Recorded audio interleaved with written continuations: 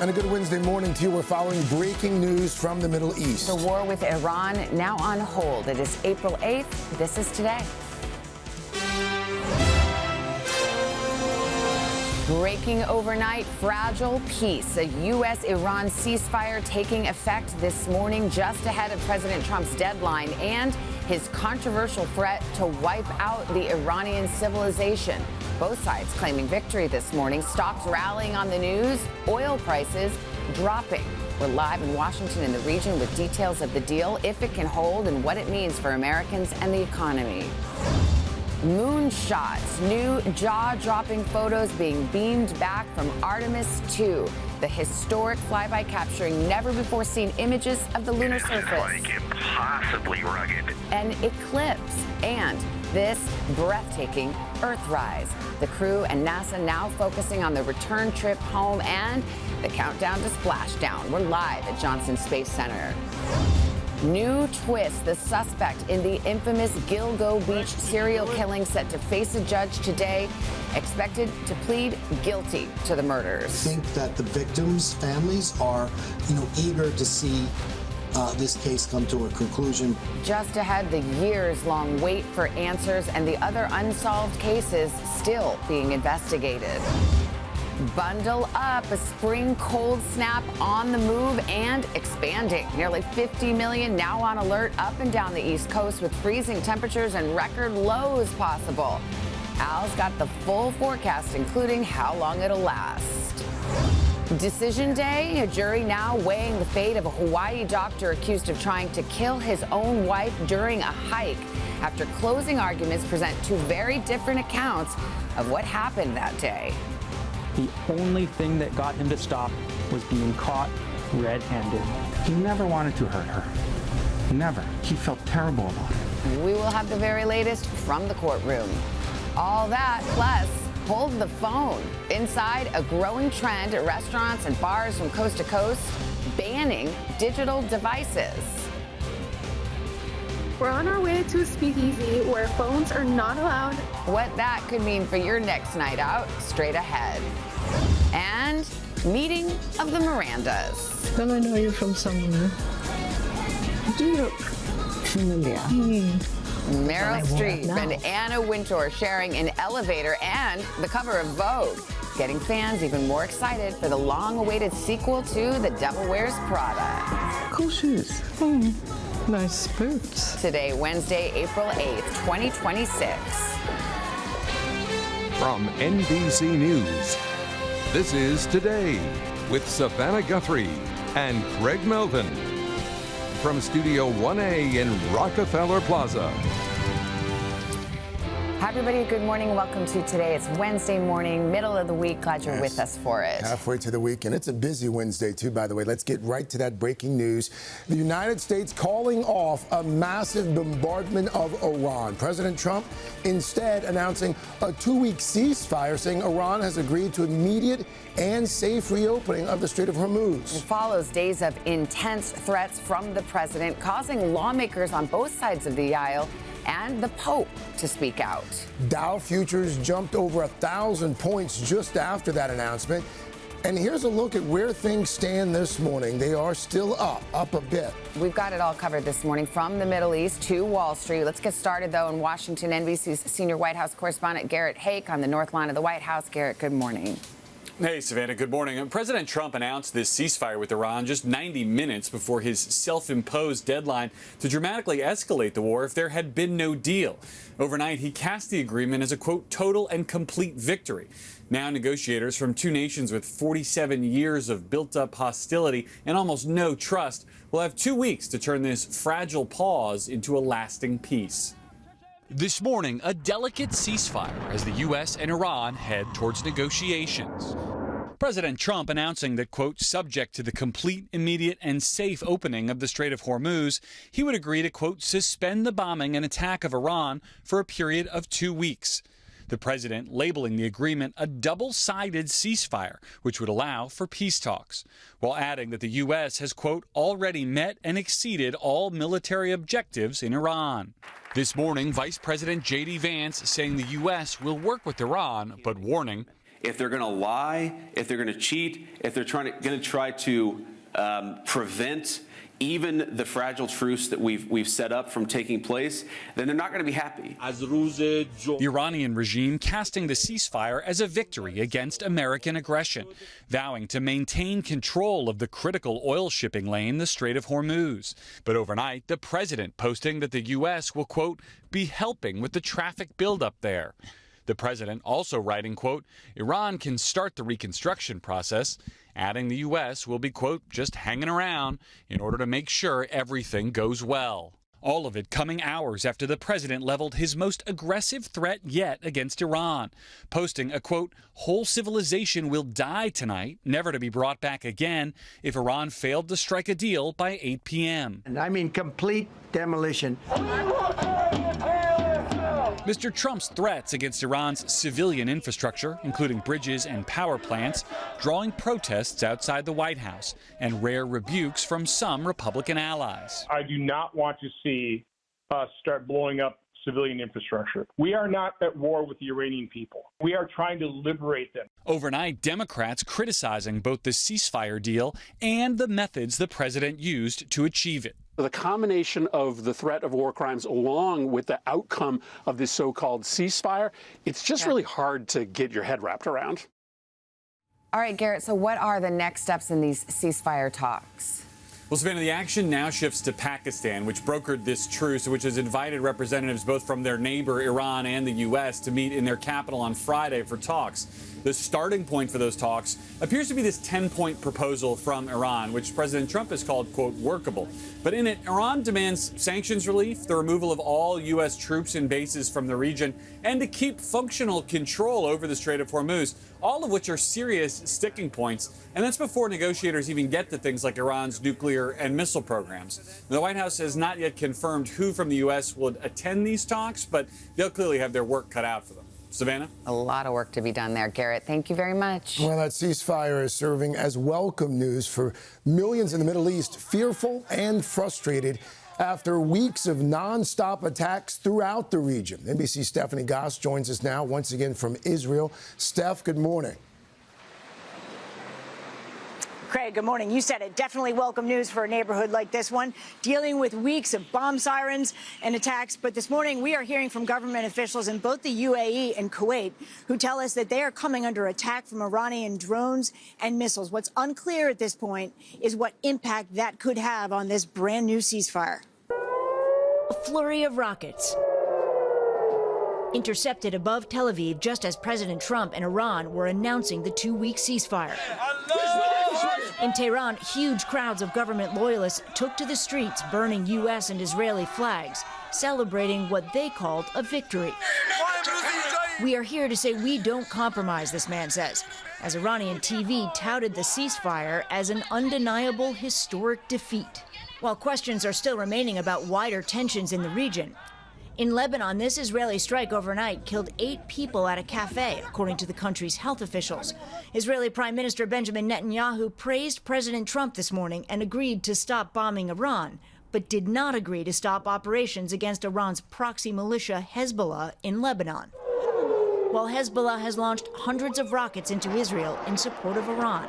Still, world leaders hopeful this morning as all eyes are on the Strait of Hormuz, with that tentative Iranian agreement to coordinate safe passage for oil and gas tankers through the strait. Damage to the Gulf's energy infrastructure has already been done after weeks of attacks from Iran's missiles and drones. Repairing that will take much more than a ceasefire. The Pakistani prime minister, who was directly involved in negotiating this deal, explicitly said that Lebanon was part of the ceasefire. And then this morning you have the Israeli prime minister contradicting that statement. So look in the coming days for that to be a real sticking point in these negotiations. Craig?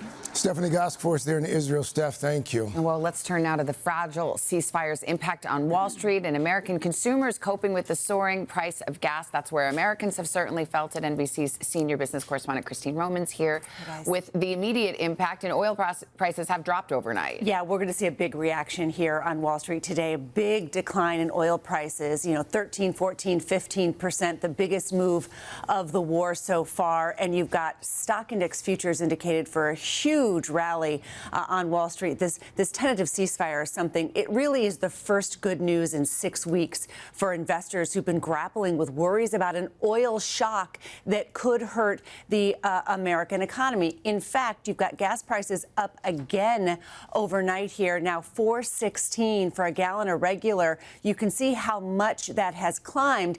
Experts are telling us if this ceasefire holds and if you get tankers moving through the Strait of Hormuz, in a matter of weeks, perhaps you could have some relief for gas prices. But I want to show you that all-important strait.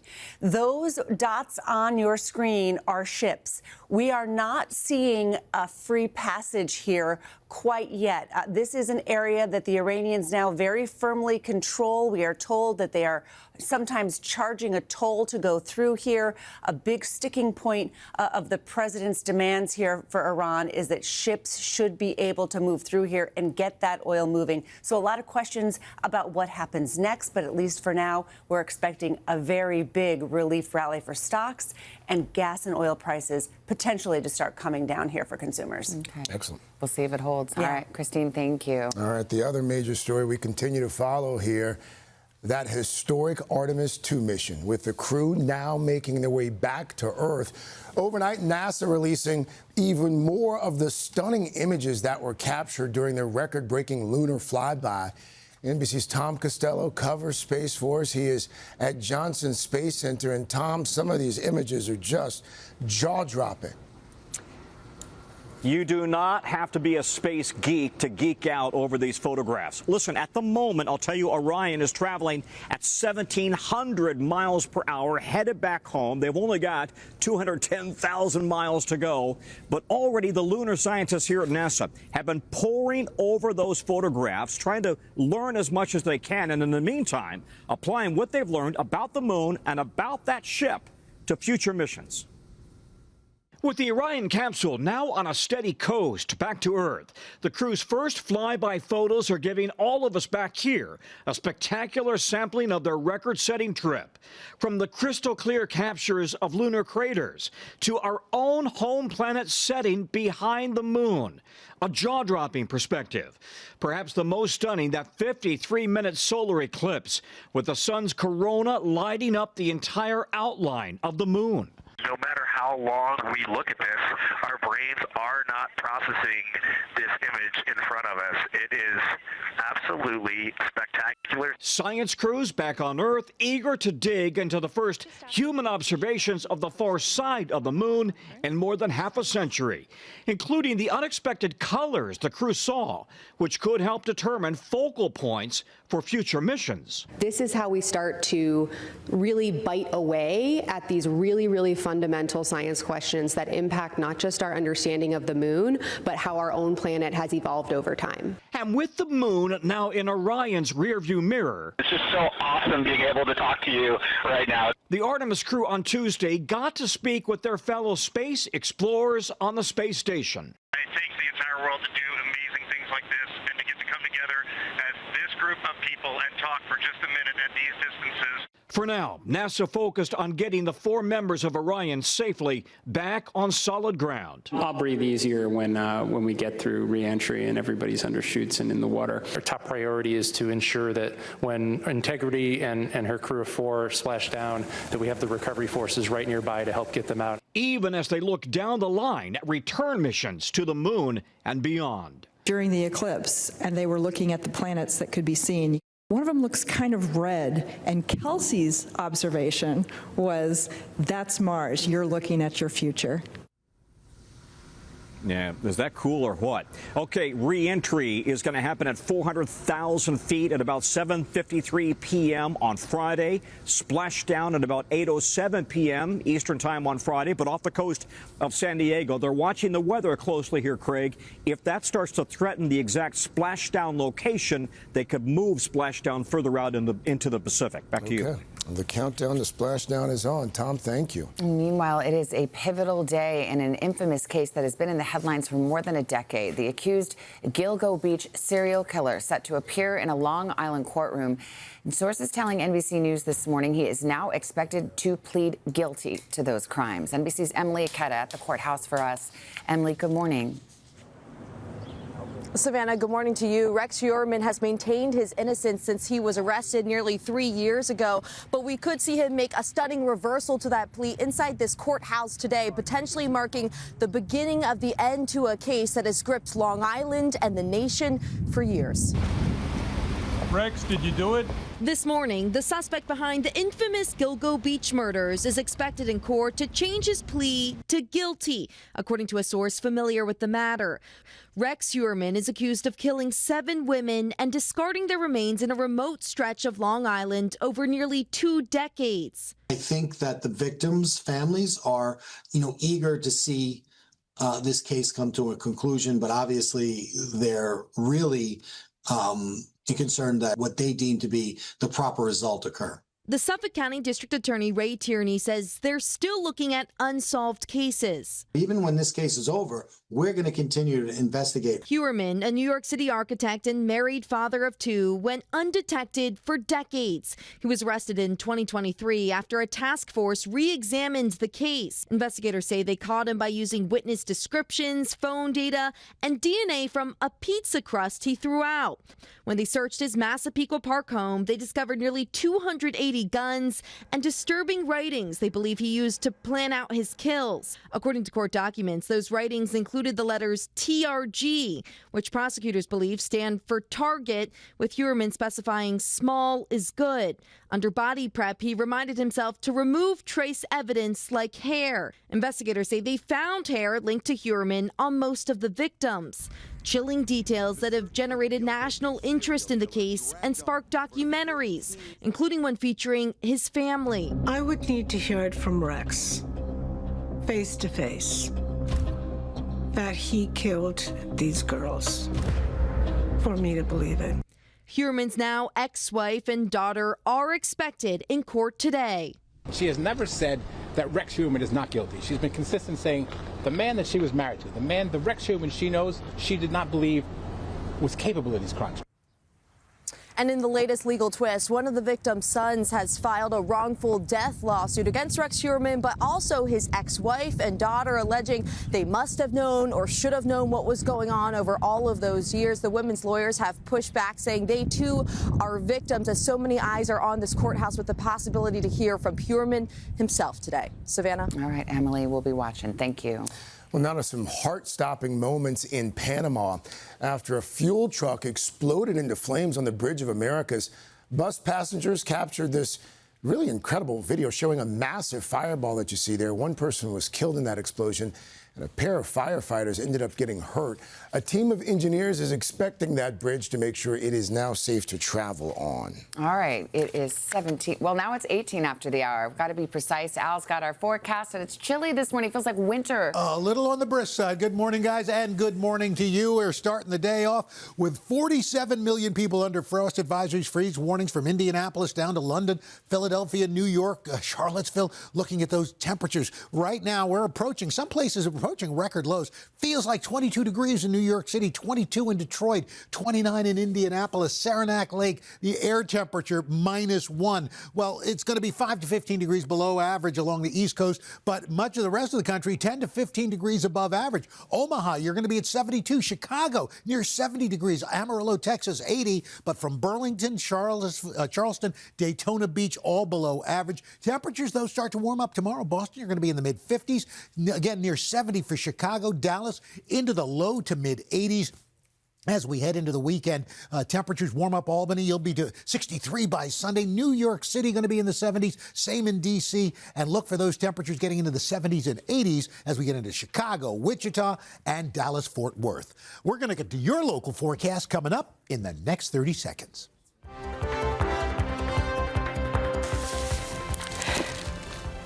Yeah, honey. It's me. Happy birthday.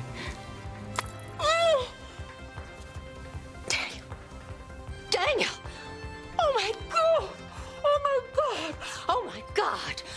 The whole time you would. The whole time. Oh, I'm sorry. From surprise to anger in 15 seconds. We're back at 7:30 with that fan favorite moment from the legendary career of Sally Field. A little Mrs. Doubtfire for you this morning.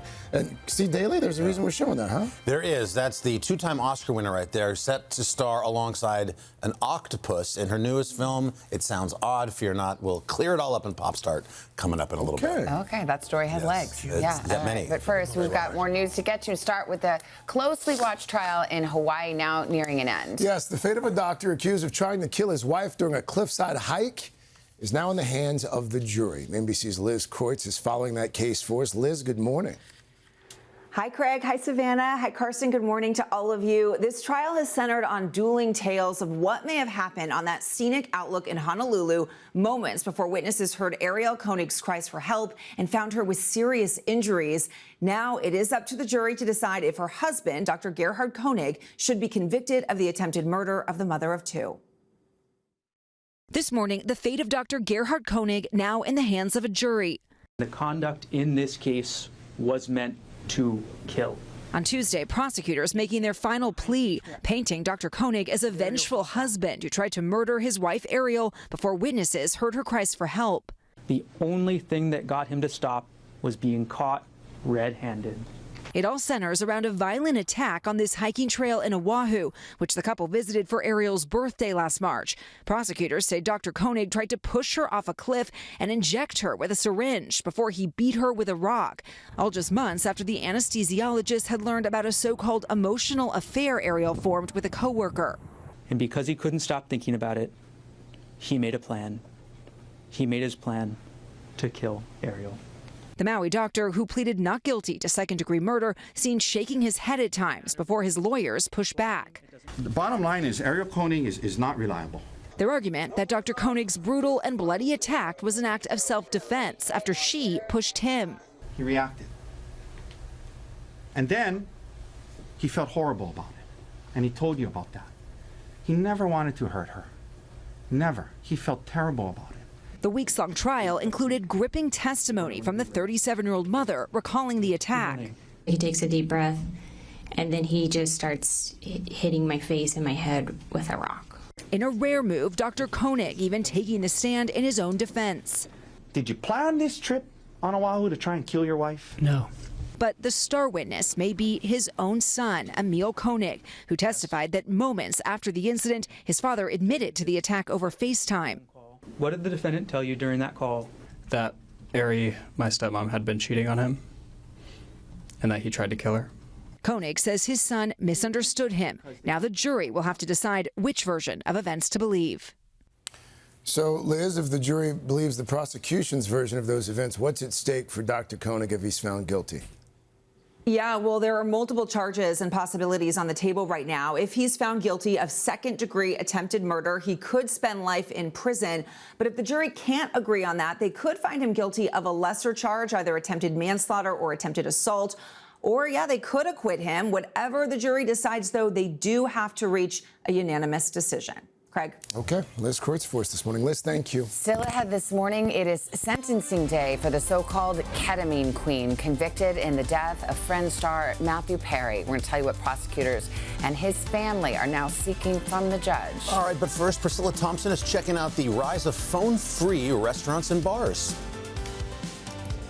Hey, Carson, good morning. Just grabbing my morning coffee and checking emails. But now some bars and restaurants are doing away with these. We'll explain why and what customers are saying coming up.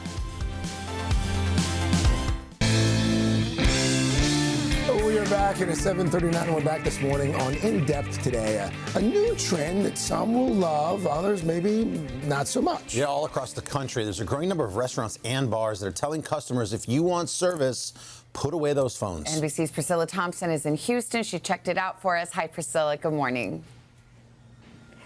Hey, you guys, good morning. We have all been there. We're enjoying our coffee or our dinner. We are scrolling. We're checking emails. We're sending text messages. But that is no longer the case everywhere. Now, some bars and restaurants are offering a digital detox over dinner or drinks. Hello? Kimmy. No cell phones in the diner. This morning, a modern twist on an age-old problem. We're on our way to a speakeasy where phones are not allowed. From Arizona, They have a wall full of lockers for your phone. to Charlotte, They give you these little pouches that you have to put your phone in. more people locking away their phones to enjoy a night of fun. A growing number of phone-free bars and restaurants are now open in nearly a dozen states, Axios reports, including Washington, D.C., Texas, and here at Antagonist Coffee and Cocktails in North Carolina. What do you hope patrons walk away feeling? Connected. Guests lock their phones in a pouch that they can carry with them and can only unlock if they step outside. Servers are also tech-free, taking orders by hand. Instead of scrolling, there are games and conversation cards. I just wanted to create a space where people could actually connect with each other, sit across from someone, and be in an intimate group with other people. More than half of Gen Z and millennials intentionally disconnect from devices, surveys show. About 40% of Gen X and almost a third of baby boomers, too. Don't think about it. Even some Chick-fil-A restaurants are getting in on the trend, offering a free scoop for putting phones in the coop. Honestly, if you're not putting your phone away to get that free ice cream, what are you doing? So far, customers are loving it. You don't have the accessibility of the internet right in the palm of your hand. You have to have a conversation. You're kind of going back to basics of being social. The goal, fewer moments like this.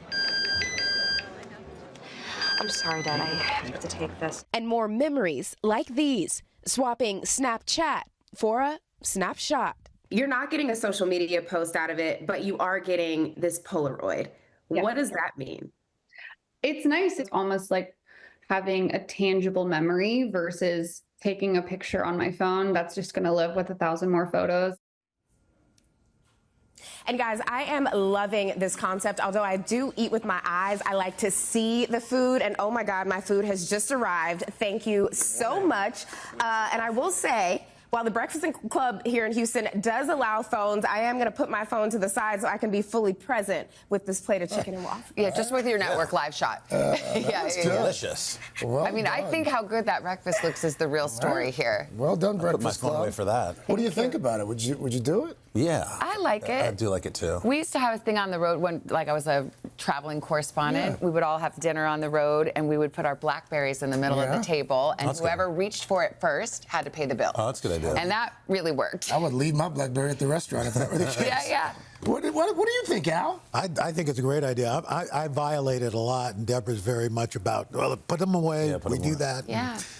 He's so much nicer. Yeah. Well, it's going to be hard not to take pictures of food. I like that. No, we Polaroid. know you do. Yeah, Polaroid it, that's right. Well, we've got a soggy start to things down for our friends in Florida, from Daytona Beach down to Key Largo. 7 million people looking at flash flood watches because we could be seeing some heavy rain down there. 6 million people at risk. Wind gusts of up to 45 miles per hour. We're talking about tree limbs coming down. And with these wind gusts, some of them tropical force wind gusts, we've got a risk of some riptides stretching from Tybee Island all the way down to Jupiter Island as well. Real drought conditions throughout the southeast and Gulf Coast. 80% of Florida's in drought right now, so they really need all this rain. Some areas may pick up another 5 inches. And on Hawaii, we've got flood threats out for flood watches through Friday. They could be looking at about 8 inches of rain, especially the Big Island and Kauai could see all that torrential rain continuing right on into the weekend. That's what's going on around the country. Here's what's happening in your neck of the woods. That's your latest weather. Hashtag PSSP. You know, you gave a great tip yesterday about that riptide. People want to swim into the shore to get out of the rip. You can't. You've got to go either parallel to the shore, get out of the rip, and then swim in. Absolutely. That was a great tip What the heck is wrong with that? Yeah, we're just thinking because about of the yesterday. Riptide up and down the eastern seaboard. See, actually, Carson didn't have his phone. He wasn't looking Paying attention at to his phone. So he was present, paying Thank you. attention. Thank you. Craigers and I were looking at our phones during the I know weather. you were. I know. Every time I do weather. Very good advice. That's a phone break. That was a phone break. Saving lives. It's not a phone break. Well, you do it 8 times a morning. I watch Put the the phones first down and one. let's get to Pop Star. Oh We got a my sneak God. peek for you. You really busted We're seeing us. double on the latest cover of Vogue magazine with these two fashion power players. Oh my God. Don't I know you from somewhere? You do look familiar. Maybe the Chanel show at the Grand Palais? don't know. The Oscars. Maybe the Met Gala. Definitely not. All right, there's Meryl Streep as her Devil Wears Prada alter ego, Miranda Priestly, and the real-life fashionista she modeled after, the one and only Anna Wintour. The two ladies sitting down ahead of the long-awaited sequel, which sees the return of Meryl, along with castmates Anne Hathaway, Stanley Tucci, and Emily Blunt. One notable missing piece of that movie puzzle is Anne's on-screen boyfriend, Adrian Grenier, who just dropped this pretty fun commercial with Starbucks, making light of the missed gig. You might have seen the headlines. I wasn't asked to be part of a certain sequel, but I'm good. Really. It's all good energy. Okay, so toast to Nate. He made a mean sandwich. He loved his girlfriend to a point. Okay, so he wasn't All right, perfect. so no Nate. Not everybody's So let's leave Nate. Clued in on that. Yeah, but he's not Well, going to be in it. I think a lot of people didn't love that. They like character. Adrian Grenier. Right, the of course. character, we don't need him back. All right, well, you're not going to have him back. Devil Wears Prada 2. He was looking at his phone during your Pop Start sneak peek. Wait, did? what? The Devil Wears Prada has a sequel? He didn't Ask me in know. 5 minutes when it comes out. No. I put the phone away for Okay, now. By the way, you know how that movie's going to be good? You know how I can tell?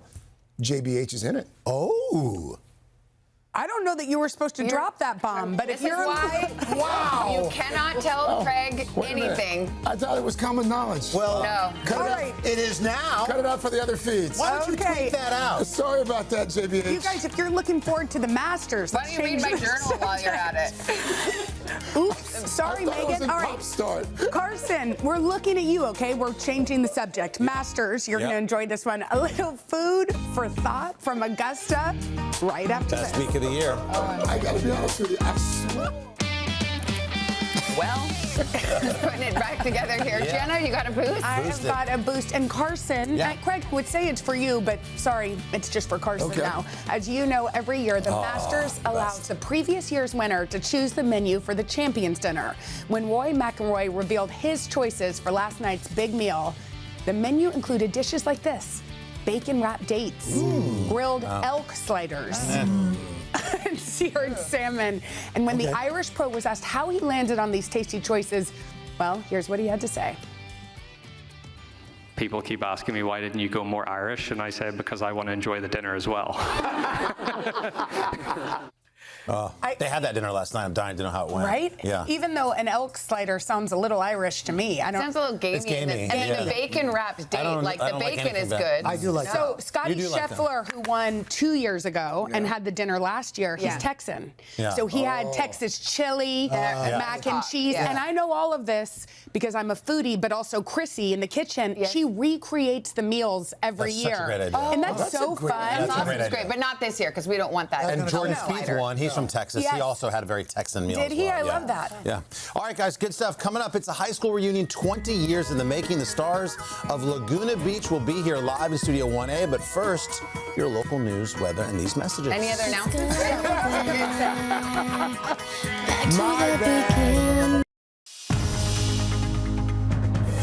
It's 8 o'clock on Today. Coming up, breaking overnight, a U.S.-Iran ceasefire taking hold this morning just ahead of the president's deadline. The question's now, will it last? And what does it mean for Americans and the economy? We're live with the very latest. Then, dishing it out. You load the top first and the bottom. No, you literally just throw the stuff in there. We're solving the household debate. What is the best way to load the dishwasher? With expert-approved methods to get things clean. All that plus more on Celine's concert comeback. I'm so happy. Sally Field gets a leg up. Feeling a bit antisocial tonight. And not your average high school reunion. Back to the beach. Back to the beach, baby. The stars of Laguna Beach are back and live here in Studio 1A. Today, Wednesday, April 8th, 2026. Girls trip from Fort Worth. Today's my dad's birthday. Hi, Uncle Bob. Watching in Forestville, New York. Visiting from Watsonville, California. Miami, Florida. Bloomfield, New Mexico.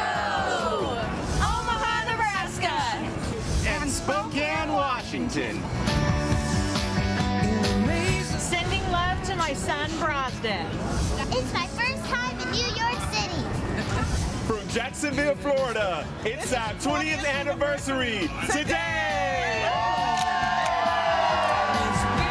And good morning, everybody. What a beautiful day. Glad to have you along with us out on our plaza. It's a chilly one this morning, but the sun is shining. Good to have you along. Halfway to the weekend. Almost there. Yeah, let's get right to your news. 8 o'clock, we'll start with that breaking news out of the Middle East. A U.S.-Iran ceasefire in effect this morning, just ahead of President Trump's deadline. The president saying Iran has agreed to reopen the Strait of Hormuz. We're going to get the latest now from NBC's senior White House correspondent, Garrett Haake. Garrett, good morning. Hey, Savannah, good morning. And President Trump announced this ceasefire with Iran just 90 minutes before that self-imposed deadline to dramatically escalate the war if there had been no deal. The president posting that he would suspend bombing of Iran for 2 weeks, subject to what he called the complete and safe opening of the Strait of Hormuz, backing off his threat to wipe out Iranian infrastructure like power plants and bridges. Overnight, he cast the agreement as, quote, a total and complete victory.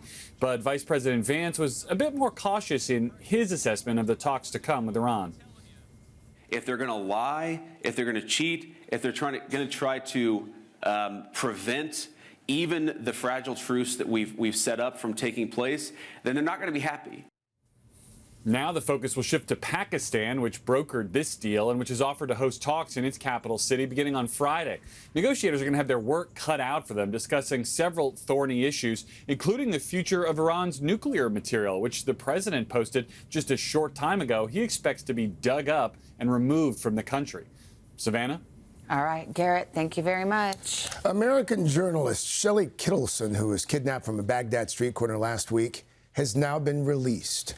The Iran-backed militia responsible saying in a statement that it decided to free Kittleson on the condition that she leave Iraq immediately.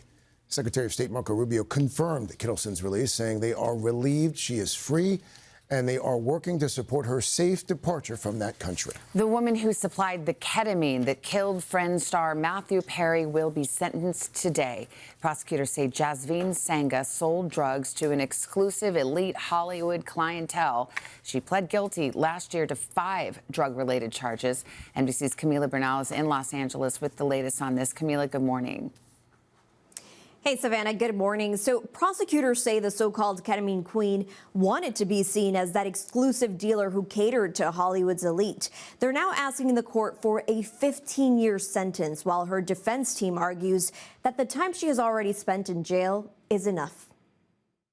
This morning, convicted drug dealer Jasveen Sangha facing sentencing for her role in the death of beloved actor Matthew Perry. The woman prosecutors nicknamed the Ketamine Queen pleaded guilty to 5 counts, including distribution of ketamine resulting in death and serious bodily injury to Mr. Perry. Now, prosecutors are asking for a 15-year sentence for Sangha, who is the latest in the group of individuals to be sentenced in connection to Perry's death.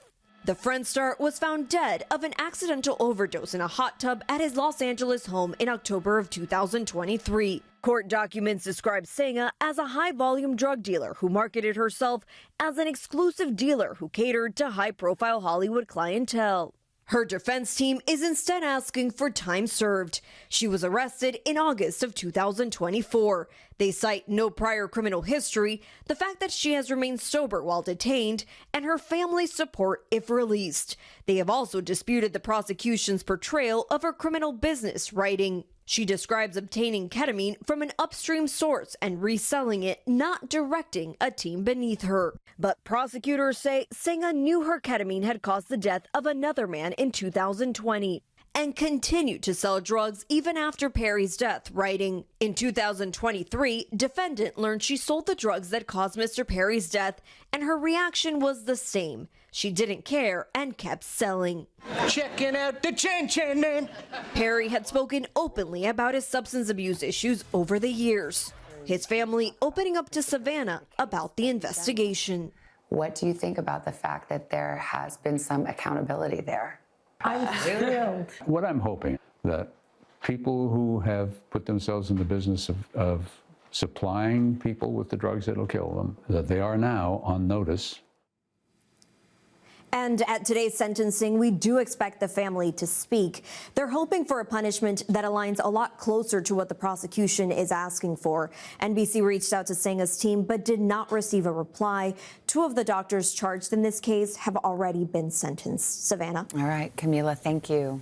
Well, if you had your eyes on the sky above New Jersey yesterday, you might have been lucky enough to catch a glimpse of this. Check it out. A meteor spotted over the Garden State, as well as parts of New York, Pennsylvania, some other eastern states, too. There it is right there, yeah. The American Meteor Society says it received nearly 200 reports from people who witnessed the streak of light. Some even reported hearing a loud boom. According to NASA, the meteor was moving at about 30,000 miles an hour. Yeah. It looks like a laser pointer. What do you think? I saw it. Yes, you saw I it? swear I saw it with Jackson Was it on the golf bouncing around course. like that? It looked like a drone, but it was like blue and purple. It went away, and then it broke into like 3 or 4 other pieces. Wow. And we were like amazed. Did you birdie the hole? I know, double bogey. But let's not talk about that, Craig. We got a big pop star coming up. A lot of can't miss items in this one. An incredible new honor in the works for music superstar and friend Bruno Mars. On the way, guys. Okay, but first, Vicky Nguyen is kicking off our new series to make your life, we hope, just a little bit easier. Hey, good morning, guys. The age-old debate about how to load the dishwasher. Do you have to pre-rinse first? What goes on the top rack versus the bottom rack? And what are the best cleaning products? We're going to settle it all with an expert to show you the most affordable and effective way to clean your dishes. That's next on Today. And we're back at 8:12 launching a new series we're calling Today's Best Ways. The idea is simple. We're all about giving you expert tips to help you tackle challenging household tasks with the greatest results. Well, this is a big debate in a lot of households. Yeah. NBC's Vicky Nguyen is here to get us started with the best ways to clean our dishes, our pots, our pans. Good morning to you. Yeah, this could spark a lot of debates in a lot of our own households, and not many will spark a fight faster than if you ask someone, how should you load your dishwasher? Do we need to rinse the dishes before putting them in? What about bowls? Do those go on the top or the bottom? And what is the best way to clean tough stains off of your pots and pans, especially cast iron? Can we use soap? Well, to find out, we went to the experts at Consumer Reports to help you save time and money and leave your dishes sparkling. It's the subject of endless debate between couples. Forks up, forks down, bowls on the wrong rack, cups in sideways. What is the proper way to load the dishwasher? You load the top first and the bottom? No, you literally just throw the stuff in there. According to the experts at Consumer Reports, a lot of us are doing it just plain wrong. People put things in the wrong parts of the dishwasher, and they put things in there that really have no business being in the dishwasher at all. Deputy Home Editor Paul Hope has the tried and tested methods to teach us the right way to clean dishes. First up, the age-old question, should you pre-rinse them before loading into the dishwasher? Do you rinse beforehand and scrape the food bits off? Or do you put everything in the dishwasher as is from the dinner table? You definitely don't need to pre-rinse, and in fact, believe it or not, that can actually cause the dishwasher not to work as well and not to clean as well.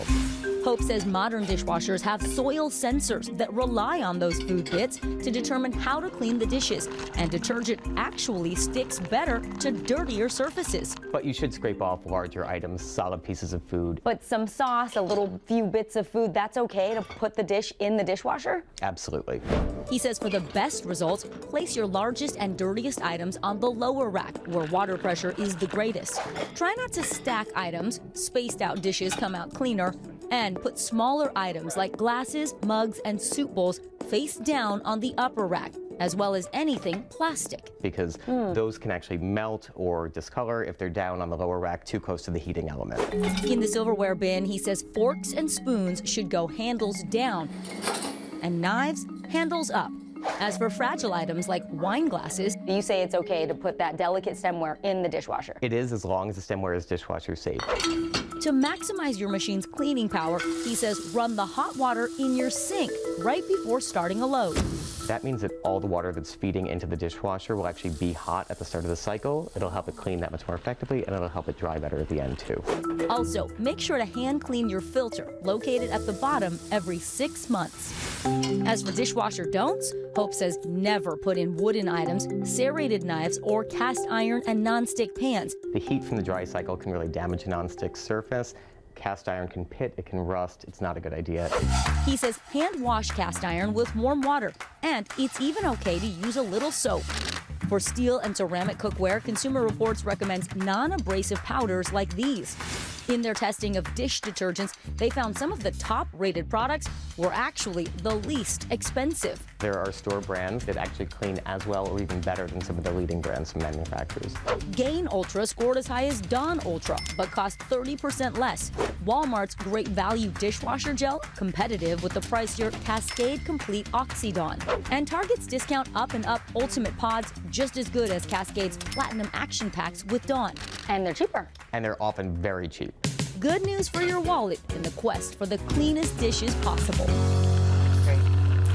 And we also asked Consumer Reports about dishwasher powders. Do they clean as well as those pods and gels? They told us they don't test the powders anymore because they're not as commonly used, but other tests show they work great and they don't contain microplastics, which is a big deal. I like the ones from Blue Land. They're like tablets compressed and you just put them in. They're great. What about the old-fashioned hand washing? Little elbow grease. Listen, I grew up in a household where our dishwasher was storage. Yes. Right? Like we did not do any. We did everything by hand.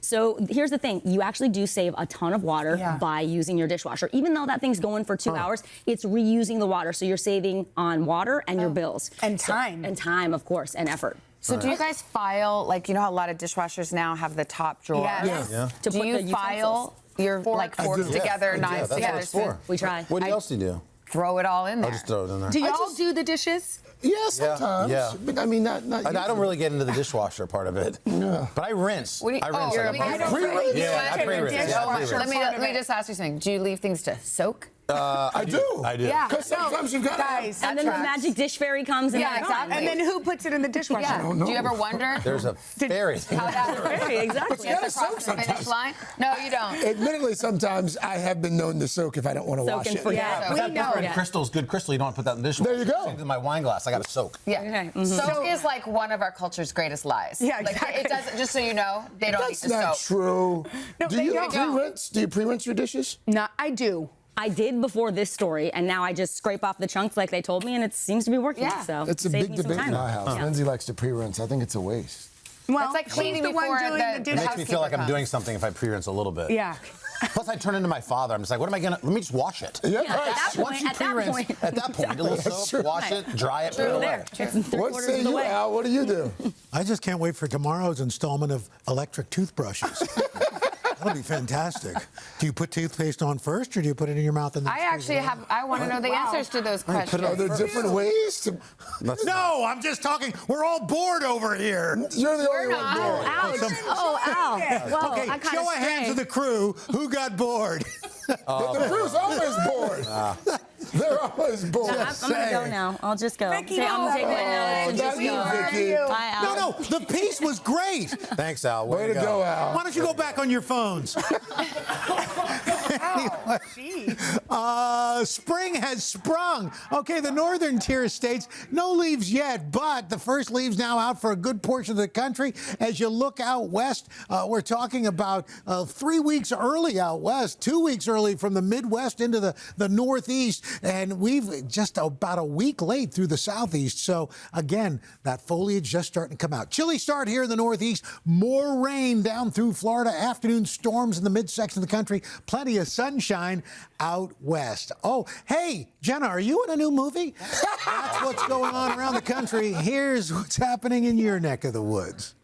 Best time of the morning. Wait, All so right. a heat wave, No, right? let's not. Exactly. Exactly. First up, Remarkably Bright Creatures. Jenna, this one's for you. Fans of your 2022 Read with Jenna pick, Remarkably Bright Creatures, the best-selling book about an octopus who helps uncover a family mystery, is being turned into a movie for Netflix. The cast, being led by Sally Field, also includes Top Gun star Lewis Pullman and Alfred Molina as the voice of that octopus. Here's a Pop Start exclusive first look. From this side of the tank, I've seen it all.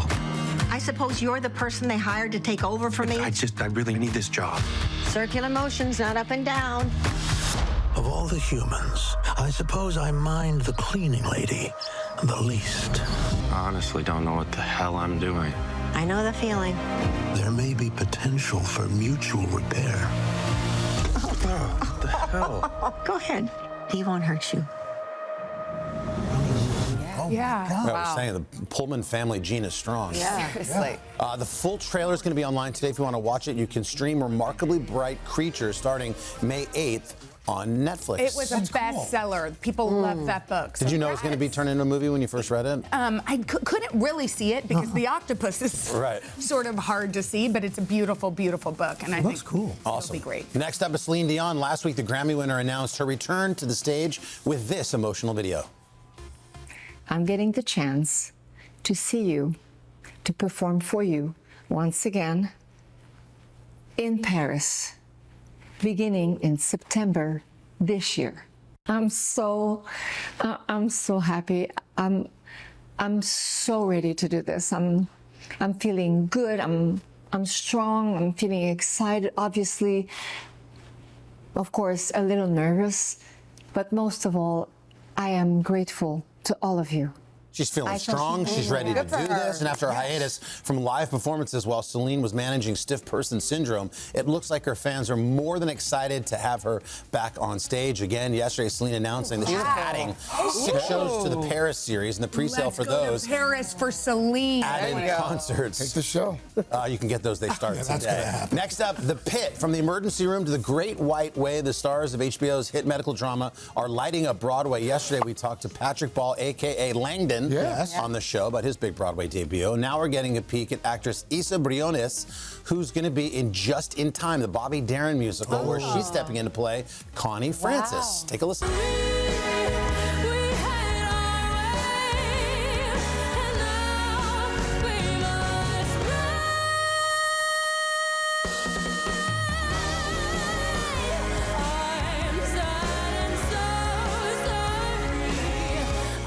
Wow, we're all stunned that she's so talented. This leads to, they should do a Pit episode full musical. Yeah, there you go. Right, that's one What thing. if the hospital at the Pit has like a talent show? Yeah, There you go. That's That's a good idea, Yeah, We right? need to get Issa on the new Voice Celebrity Edition. Oh, there you go. I'm here for the celebrity. It's mind-blowing. By the way, that show Just in Time It's so on Broadway terrific. is It is so so good. cute. It is so good. The Bobby Darin one. Yes. My gosh. All right, Yeah. good. Next up is Bruno Mars. For years, the chart topper's been lighting up the Las Vegas Strip with performances like this.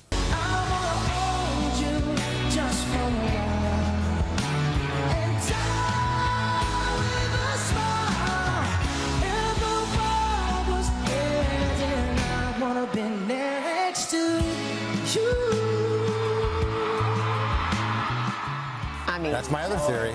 We make Bruno Mars and the Hooligans the house band for every Super Bowl every year. Great idea. And then you bring in other people depending upon what songs are hot. idea. All genres are represented. But that's your house band. Your Super Bowl house Love that. band. Yeah, and they can do anything. They can do anything. Oh, yeah. Yeah, work with anybody. Good. Bruno Mars is joining Vegas Hall of Famers like Elvis and Dean Martin with a special honor as MGM Resorts announced that they're throwing a parade and ceremony to celebrate the renaming of a stretch between Park Ave and the T-Mobile Arena to Bruno Mars Drive, which makes sense. He's been a mainstay in Las Vegas, more than 100 solo shows since that residency started back in 2016. The Bruno Mars Drive Party is slated for this Friday. That's the 10th. Very cool. Finally, Frankie Muniz, ahead of the Malcolm in the Middle reboot, the actor sitting down with his on-screen dad, Bryan Cranston, for an episode of Hot Ones Versus, and he opened up about a very different role in his resume. What made you want to do Sharknado 3? The death scene was going to be awesome. Yeah. Because unlike most Sharknado deaths, where people just get maybe just hit by a shark and go off the screen, the sharks were going to get me limb by limb. At first pull off my leg, and then I was going to lose an arm, and then I was going to lose the other leg, and it was going to be epic. It was going to be this epic. And then they take my head off, right? Yeah. And the day that we were supposed to film my death scene, the crew walked off to strike. It didn't turn out to be the cool, epic death that I was expecting. What a surprise that you didn't know Sharknado 3 was going to turn out that way. Well, if there's anybody around here that knows the secrets behind Sharknado, it's our guy, Uncle Al. Al, any behind-the-scenes stories from Well, as they did each one, the budget got smaller and smaller to the point where we were shooting it in an office. Yeah, it was great. Okay. It was Sharknado fantastic. 7's coming out. JBH is gonna be in it. I mean, you can be in Devil Wears Prada too. We were in Sharknado. We were. No, I'm jealous We were of that. a huge part of Sharknado. That's remember? a cult classic. Yeah, it really is. Some cult. What? Oh, All right. Still to come, guys. We have an Oscar nominee here. Let's behave. Elle Fanning is here, and she's going to tell us about her new series. It is based on a book that she loves so much She pitched it herself, and nice. It happened. She manifested. Yeah. What book But is first, it? your local news. I will tell you coming up. This is my bunny. His name is Tiny. I feed him a lot, 5 times a day. Well, we're back with a very young Elle Fanning there in 2003's Daddy Daycare, but she's been gracing the big and small screens even longer than that, actually, in things like The Curious Case of Benjamin Button, Maleficent, her most recent role, Oscar-nominated role in Sentimental Value. Well, now Elle is taking her talents to Apple TV. It's a brand new series. It's called Margot's Got Money Troubles. She plays a young mom trying to make ends meet for herself and her newborn baby. I cannot afford a babysitter. Not being able to afford a babysitter makes it difficult to work. Hence, I lost my job. 2 of my roommates just moved out, so my portion of the rent has now increased by over $1,000 per month. I would rather snorkel in my own vomit than come to you begging for money. So instead, I've come to demand it. Come on, Elle Fanning, welcome back. Thank you so much. You know, what I love about this is that you read the novel. Yes. You love the novel so much. You put on your producer hat. You pitched this series Yes. to Apple TV. It gets picked up. What was it about this book? What was it about Margot? When you read it, you're just like, yeah, I got to do this. Gosh, you know, I absolutely love this book. It's written by Rufy Thorpe. And I think, genuinely, I was just so struck by each character's messiness and all of their flaws and Margot's resilience, you know, because life, it throws her a lot of curveballs. Yes. And she has this capability to kind of always make the harder choice or the tougher choice, but then out of that comes this strength, and she's able to pop back up. And truthfully, even though all the characters are messy, they're coming from a place of love. Yeah. And you know, I think you could easily judge them on the outside, or you could have a preconceived notion of them based on their work or, you know, the way that they look.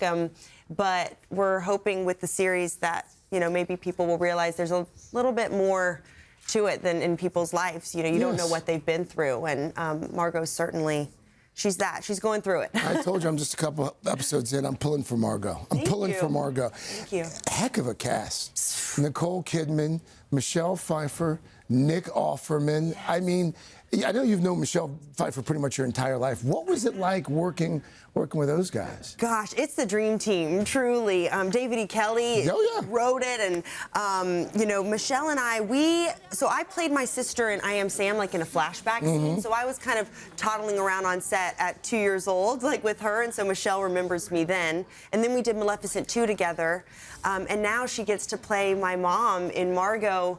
And the relationship between Cheyenne and Margot is really special. It's very complicated, and Michelle and I's bond just got even deeper than it already was. So she's like one of my closest friends, honestly. I'm so lucky to have her. You just mentioned your sister, Dakota. She was here a while back, and we talked about the fact that the two of you have never shared a scene together. That's true. Until now. Yes. You're working with your sister for the first time. You started filming Nightingale. That's right. What more can you tell us, and what has that been like? You know, we have been waiting to work together for a very long time, and the Band-Aid's finally ripped off. We have filmed together now. We've been filming for about a week, a little over a week, so I'll be going back to film soon. And she has not bossed me around yet. I was like, we have to treat each other like fellow actors, not sisters, even though that can be hard sometimes. But honestly, it just felt like this is exactly where we were supposed to be, and there was no awkwardness or anything. It was really magical. Well, a little birdie tells me that you've got a birthday coming up. Yes, I do. It's tomorrow, right? It's tomorrow. Okay. Yeah. Well, we like to celebrate life's milestones around here. That same little birdie told me that you love donuts. So, to wish you a happy birthday, Elle. Donuts and champagne? Donuts Are you and champagne at 8:30. That's and they're for you. my favorite. These are totally Krispy Kreme. They are Krispy Kreme. My favorite my donuts. too. Oh, thank you. I'll take all these. I'm just going to take one because I'm greedy. Oh my God! And the Boston cream fulfilled. Yes. Okay. We did our research. This birdie knew. So cheers to your Oscar nomination.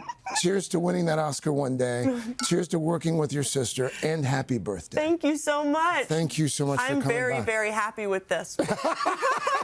That's what we like to hear. Thank you. Best interview. Elle Fanning, thank you. Margot's Got Money Troubles. It premieres on Apple TV on April 15th. Oh, it premieres on Tax Day. By the way, Elle's co-stars, Nick Offerman and Thaddeus Graham, they're going to join us in the third hour. Michelle Pfeiffer is going to be here on Friday. Carson, we saved you a donut. Well, I appreciate it. All the hidden secrets to MTV. The answers are on this couch right now. It is not 2004. It looks that way. We have the stars of Laguna Beach here. All the drama from back in the day. We're going to break into it all. We've got Lauren, Kristen, and Steven. But first, this is Today on NBC. We're back after this.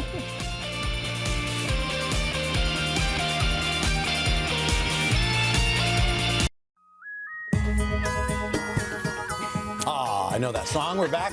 Fans of Laguna Beach also know it well. The hit reality show followed a group of high school students in the small California beach town. And now, if you can believe it, 20 years later, the cast getting back together, going back to the beginning for a reunion special that is not your average high school reunion. At the center of that show's drama, you might recall, was a bit of a love triangle between my three friends here on the couch, Lauren Conrad, Stephen Colletti, and Kristen Cavallari. 2 decades later, they are sharing it all. Here's a look. What couldn't you stand about Lauren? Fun. Wow, this is cool. Awesome. I know. It was the history with the two of them and Steven being my boyfriend. I mean, just naturally, anyone probably wouldn't like the other girl in that situation. We did not like each other. Yeah. It's fair to say. No, we didn't like each other.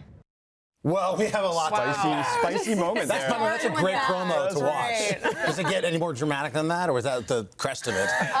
I think we're supposed to say no. You have to tune in. Okay, Very dramatic. Kristen, good. There's some Very spicy dramatic. moments. It's meant to be a positive reflection on everything. Everyone's come so far over the years, but of course we got to dive into some of those moments. First of all, we have to just say for people watching, we were 2 ships passing in the night. I left TRL in like 2003. Yeah. You guys premiered in September of 2004, I think. Yeah. But we know all the same people who created your show, and there was so much hype and buzz at the network for this thing that I believe Liz had pitched as it was supposed to be like a Beverly Hills 90210 sort of reality show. When the casting people went out there, they struck out in Beverly Hills and started driving up and down the coast and fell upon you beautiful people in Laguna Beach. And Stephen, when this whole first thing happened, what was that like? You know, there was a rumor going around for like a year that MTV was coming. And I remember when they actually showed up, it was just random. On campus, during lunch, there was a table, producers with packets handing them out.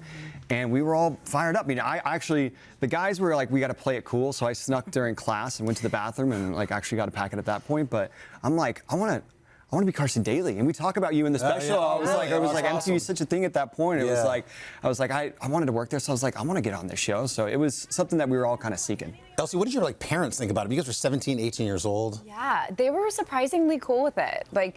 And my parents encouraged me to take the opportunity just because they knew I wanted to get into fashion design, and they were like, this could open some doors for you. So, yeah.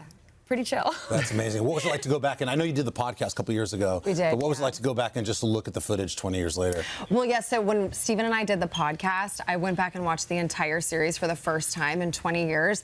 And that I feel like actually put definitely me at ease. And I think I can actually speak for everybody to do this reunion because we had seen it. We had reconnected with everybody on the podcast. So this was just really getting everyone together in the same room, which was the thing we didn't do on the podcast. What stuck out when you watched it? I mean, you didn't know. What people don't realize is that, first of all, your high school was supposed to be in it. It wasn't in it because of the Janet Jackson thing that happened in the Super Bowl. That's a whole other story. Yeah. But it ended up being this new style of reality where you guys would go to a party or whatever, and the cameras were there and shot it. They used music. It looked like the OC was big. It was scripted at the time. You guys looked like this new cinematic, beautifully shot show. But when you watched it, what did it feel like? Did they portray you in a different way? Well, yes. I mean, I was very upset about how I was portrayed. But honestly, when I watch it now, I think it's so boring. Really, I credit the music. The music was phenomenal. The editing was great. It was a lot of looks, but a whole lot didn't actually happen, especially compared to what's on TV today. It was Trip, the first time watching it, too. The aspect ratio was so small because it was so far back in the day, and it wasn't digital quite yet. So it looks, a little more rougher on the edges. The technology's advanced more. So we're like, nice reminder just how old we are at this point. You guys look amazing. It's hard to believe 20 years has gone by. You're in Laguna Beach still with the family. I am, yeah. How's life there? No complaints. Very happy. Would you let your kids be in a reality show? Great question. You know what? We've been talking. No. Yeah, we've been talking a lot about that. if we could go back in time, it was the same environment, I think I'd be open to it. I think it's a really different world today. We didn't have to deal with social media. Right. It's It'd just be worse with social higher media. stakes. What do you think if we show our kids, be like, hey, this is like a cool thing that mom and dad did back in the day, and then be like, you know, I don't want to do that. Right, they'll want to rebel against it. Yeah, hopefully we'll reverse. And you've got a little one coming in a couple weeks. I do. You're super first? excited. Yes. Yeah. My Congratulations. wife Alex and I are expecting, and we're awesome. super thrilled. So. Well, guys, we're out of time, but thank you. We'll all be watching the reunion for all the drama. Great to see you, man. Yeah, it's like a family reunion. So happy for all of you guys. Laguna Beach is streaming on Roku this Friday. We'll swing it over to Craig. Craig? All right, Carson, thank you. Just ahead, look who's here. Jill Martin. She's going to help us get a jump start on Mother's Day with some special steals and deals loaded with gift ideas. But first, this is Today on NBC.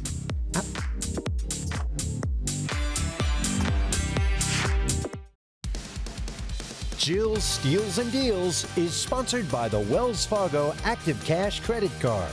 Shop like a 2%er with Active Cash.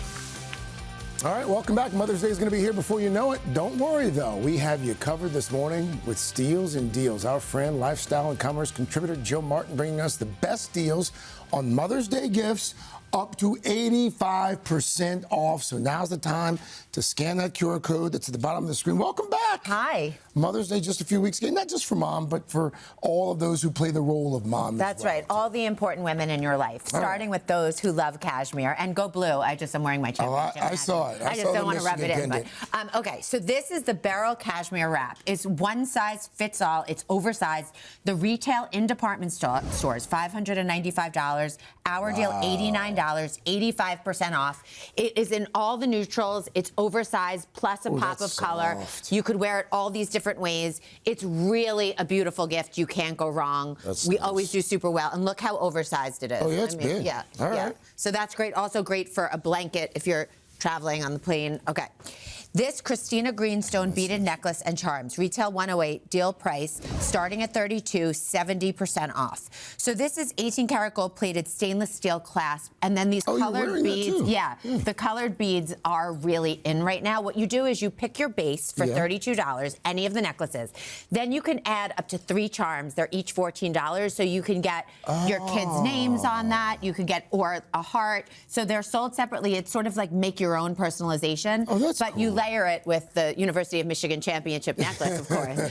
But this is a great deal. Yeah, I and love for these all candles. ages. Only second best to Melvin Made. We have the State of France Pagoda candle. The retail $48, the deal price $19, 60% off. This is our most popular candle in Steals and Deals. It's 60 hours of burn time. Plus a 10-ounce candle, no gift wrap needed. I just saw Craig put a bracelet in his pocket. Okay, so this is a steal It's and a steal. It's a steal. Yeah, you literally did it. So this comes with the wrapping on it already in all the different scents. This is just a triumph. Get as many as you can of this to have. Okay. What is this, Jill? This is something, if you don't cook like me, this is fabulous because the Wild Grain Mother's Day Brunch Box, the retail $119, deal price $59, 50% off with free shipping. You get a 6-pack of cinnamon sugar donuts, a 4-pack of orange cranberry English muffins, a 6-pack of Mabel Belgian waffles, 4-pack of plain bagels, 2-pack of sourdough baguettes. Now, it goes from frozen, you put it in for 25 minutes, no thawing needed. So each treat works out to be $5. Carbs, this is the gift for Who her. doesn't love carbs, right? Okay, this, a tech-activated beauty sheet mask set. You're going to actually like this. How does this An work? 8-pack. So the retail's $113, the deal price $45, 60% off. This just blew up on social media yesterday. You put it on for 10 minutes, and then this gives you that vibration, and it helps to plump, to moisturize, to soothe. It comes with 8 sheet masks and the activator pop. You see right here using it, and it really gives you that extra, and you could palpably see the difference. Look how excited she looks. Wow. Now, last but not least, I believe in going to bed and feeling your best and feeling you don't have to comment on it. Pajamas. Yeah, I think you could sexy it up. So the Snooze Society Essential Sleep Set 3-piece, the retail $190, the deal price $39. It's breathable cotton. So you see it, it's like a little oversized dress. I love a button down, and it comes with a scrunchie and the face mask, which I sleep with as well. And I just love the classic stripe. So there you go. Essential sleep set. All right, can you run us through the products real fast? Yes, we have the Beryl Wrap, the Christina Green necklace, the State of France candle, the Wild Green brunch box, the tech-activated beauty sheet mask set, and the Snooze Society Sleep Set. Jill, thank you. Scan that QR code, or you can go to our website as well to start shopping. And a reminder, today does earn a commission from purchases made through our links. We're going to be back after a quick check of your local news, weather, and these messages. Look at his pocket. Go blue. Go in your pocket. Go blue. Go blue. Hey, thanks for watching. And don't forget, you can catch the Today Show every morning on NBC or take Today when you're on the go. Just follow the Today podcast on Apple Podcasts, Spotify, or wherever you listen.